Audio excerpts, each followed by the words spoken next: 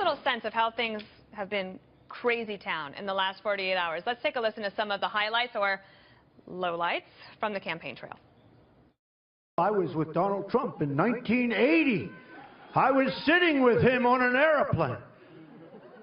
And he went after me on the plane. Yeah, I'm going to go after. Believe me, she would not be my first choice, that I can tell you.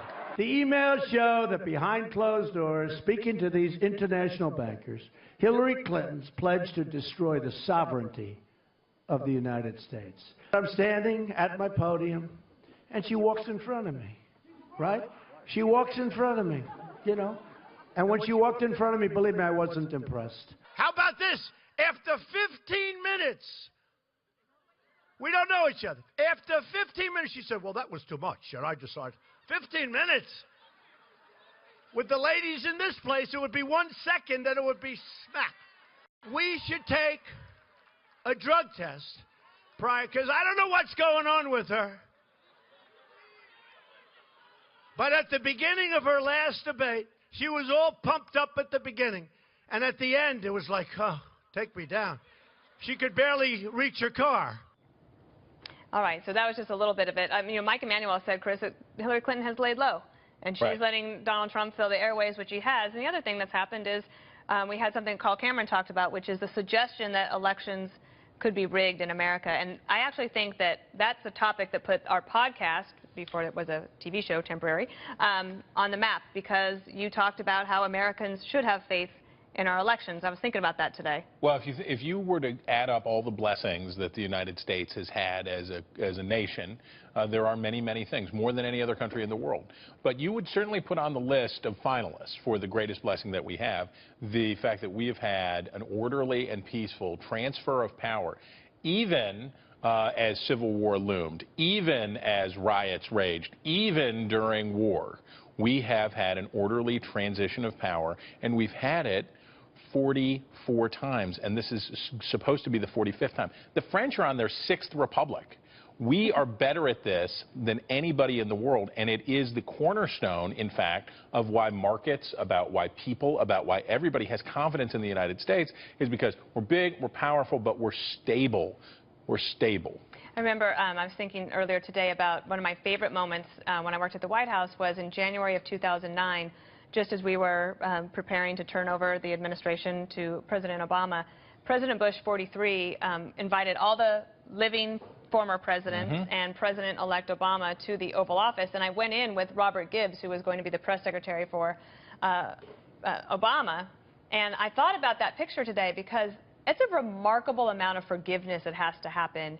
Those campaigns weren't easy, and there was a lot of angry words and allegations and accusations hurled at all of them. But I remember thinking that day that we are an example, and this is a good example between Bush and Gore in 2000, that one, even despite the recount, that America came together.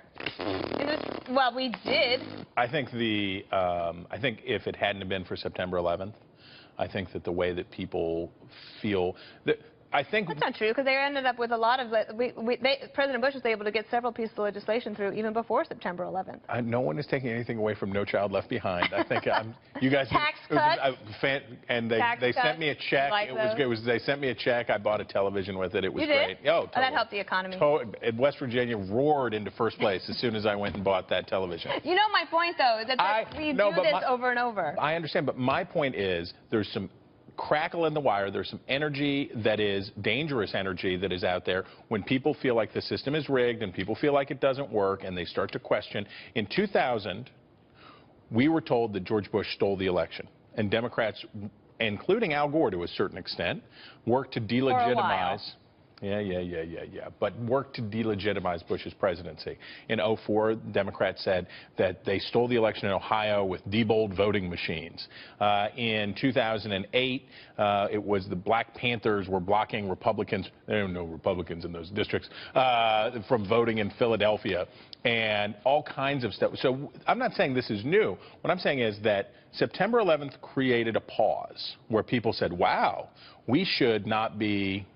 We need each other, and we've got to stick together and not be heinous to one another constantly. But I'm telling you that if we go back to Ross Perot, if we go back to '92, and then there's deep occurrence of this in the past. But basically what Trump's saying this election is it's all a fraud.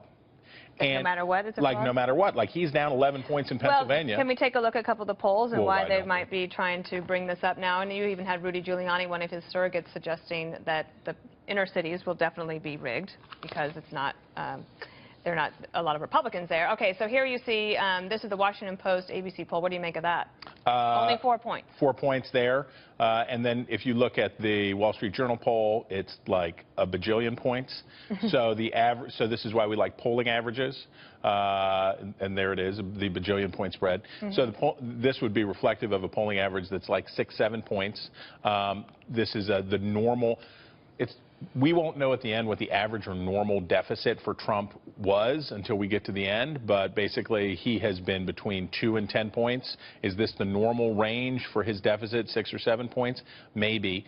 But at this point in 1996, Bob Dole was in a similar situation, right? And he had already said, "Where's the outrage?" And then people said, "Not here, bro." But he knew that, and the Republicans and he worked together to try to save the Senate. They actually gained 2 Senate seats in 1996. What we're witnessing this time is somebody that is in the same position as Dole was, who is asking where's the outrage, but doesn't seem to there doesn't seem to be any move towards normalizing things and being cool. I'm only smiling because I'm remembering in 1998, 1990, I moved to England. And it was the summertime, even though it was kind of cold all the time. And I remember I took too many clothes, too many things, and I moved to England. I got married to Peter, and I had a Dole Kemp T-shirt, and I wore that everywhere I went. She's so cool.